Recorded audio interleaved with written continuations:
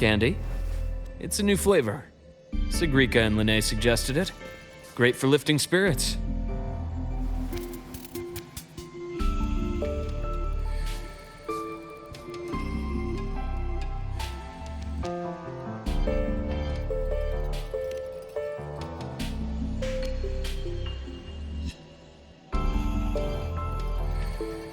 All right, Luke. What's the word on this exostrider plan? My conversation with Lucilla went well. She's on your side. Your showing during the Dark Side incident also helped speed up the Academy's internal review. That said, you've been a student here for less than a year. You'll need the Space Trek Collective's approval to officially activate the exostrider. Their biggest financial backer is the new Federation. And of course, they answer to an entire board of investors. And to them, the exostrider is definitely a high-value asset. I've been flooding their desks with reports. Your Academy investigation record, your latest test scores from Abel College, and a full physical adaptability eval I wrote myself. And were they rejected? We got a meeting, but when that much money's involved, conflicts of interest make everything move very slowly.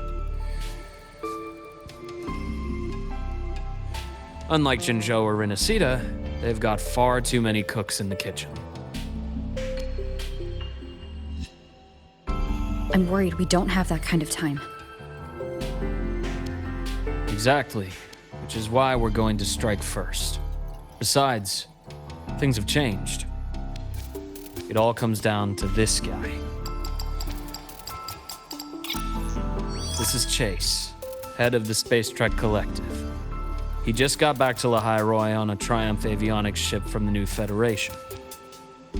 President Lucilla, Professor Mornier, and I have all put in a good word. You'll be meeting him at the Research Institute.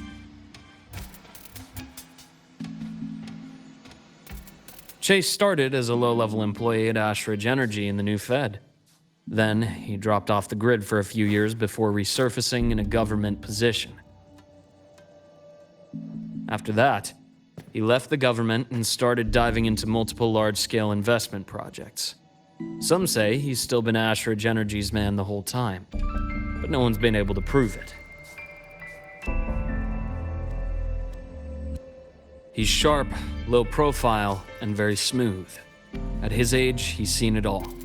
His only real concern is if the exostrider's pilot can be controlled. Normally, they'd pick Academy synchronists who have been signing stacks of NDAs since day one. But Sounds like his attitude changed. Does that have something to do with the changes you mentioned? come in. Let's talk over some hot drinks.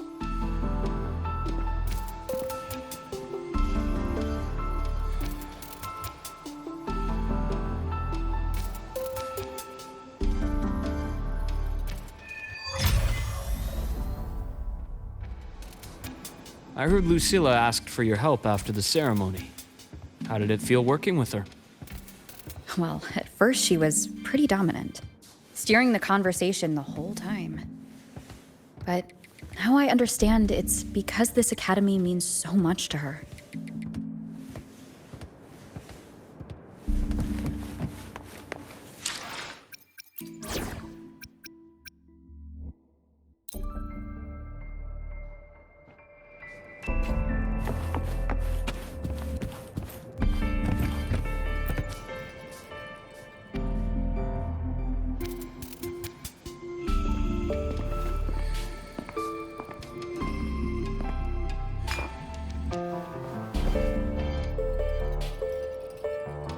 Based on your intel, the reactor core has been returned. Ideally, we'd wait for the exostrider to awaken before trying to help Imith or confront the Thrunodian. But recent readings from the Institute's Strider Gate monitors, they're off the charts. Void matter reactivity is spiking. The Space Trek Collective is getting twitchy. If Threnodian Aleph-1 breaks the seal, all of Solaris will be at risk. Not just Lahai-Roi.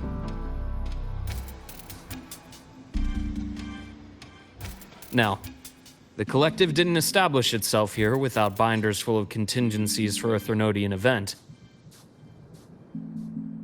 Problem is, every one of those plans would scorch decades of scientific progress. Which, in our case, actually gives us some leverage. Enough to have a real conversation with their head. Then I'll convince him. I'll show him the lowest casualty count is the only one that makes sense. He'll have to approve me as the synchronist who pilots the exostrider.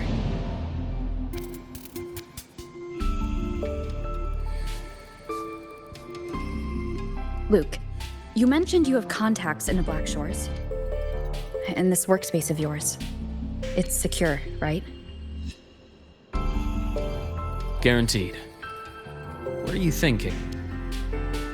Lahai-Roi is closed off from the outside world.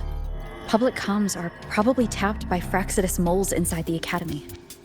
And right now, I need a direct line to the Black Shores. I see. Give me a moment.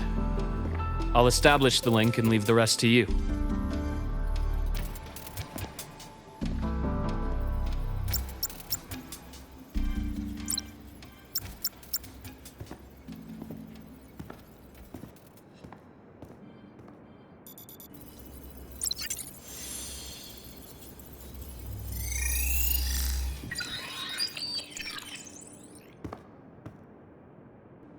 I received your call, Rover.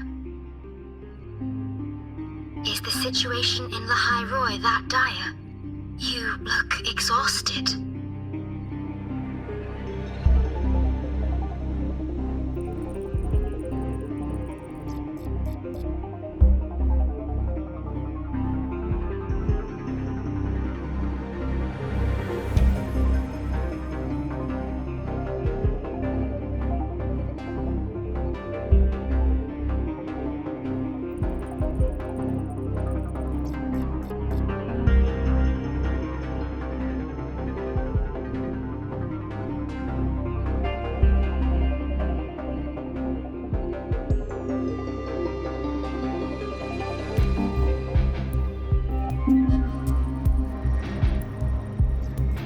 My frequency loss has been resolved, but Lahai-Roi is under imminent Threnodian threat.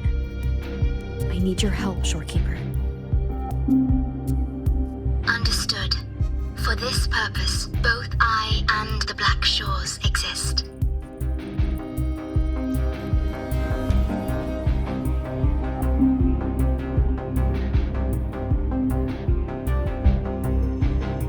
Any additional intel on the exostrider within the Tethys system? Verified or not, I need everything you have. I trust Luke. You can speak freely. Records confirm that Luke Herson has been providing critical assistance and intelligence to the Black Shores. I trust your judgment.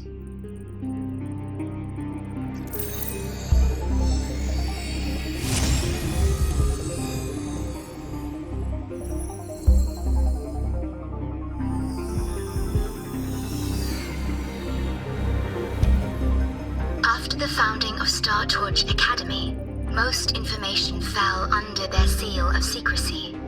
However, in its early days, you mediated negotiations between the Academy and the Roya. Through that process, the Black Shores gained partial access to certain archived insights. The Space Trek Collective fears that due to the Exoswarm's division, the exostrider, even upon awakening, might not have enough power to face the Threnodian. This concern led to the Augmented Resonance Initiative, the Synchronists.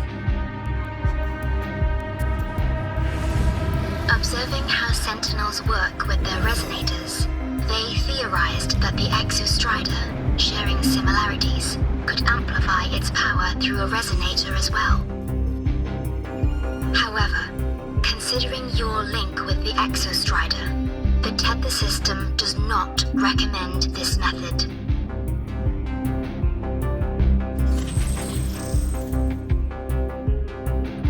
We have intel that deep beneath Lahai-Roi lies the keystone left behind by the exostrider long ago. It rests directly atop the seal on the Strider Gate. You can think of it as a kind of lock. You do not need a cockpit to pilot the exostrider. So long as its activation sequence remains unobstructed, you may pilot it using the keystone. Is it because I'm its arbiter? Precisely. For one who shares its origin, a cockpit would be more of a hindrance.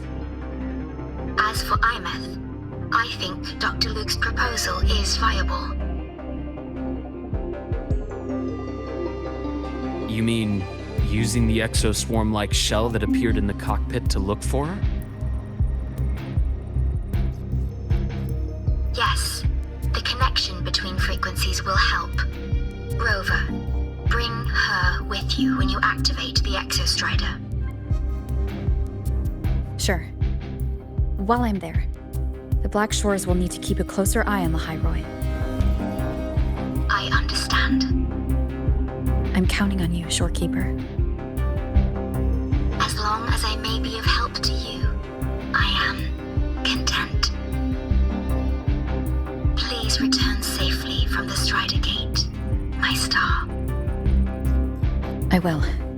Don't worry.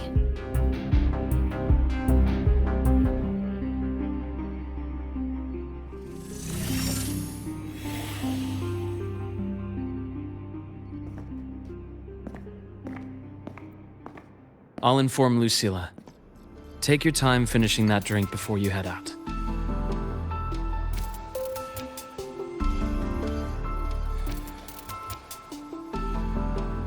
What do you think? I'm about to ask a man to sign off on a crazy plan. And I can't even promise him it'll work.